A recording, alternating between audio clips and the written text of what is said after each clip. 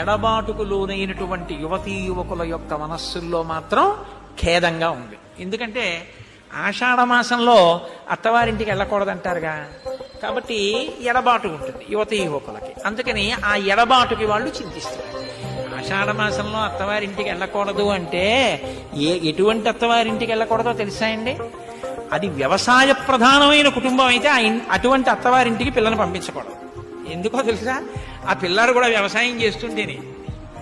ఆషాఢమాసంలో వర్షం పడుతుంది, వర్షం ప్రారంభం అవుతుంది. ఎప్పుడు పడుతుందో తెలియదు. ఇంకా ఆషాఢమాసం చివరిలో వాన పడేటప్పటికి గబగబా రైతు నాగలి పట్టుకుని పరిగెత్తుకుంటూ వెళ్ళి భూమి దున్నడం మొదలెట్టాలి. మొదటి విత్తులు వేసుకోవాలి. వాన పడినప్పుడే విత్తు వేయాలి, వేస్తేనే పంట బాగా వస్తుంది.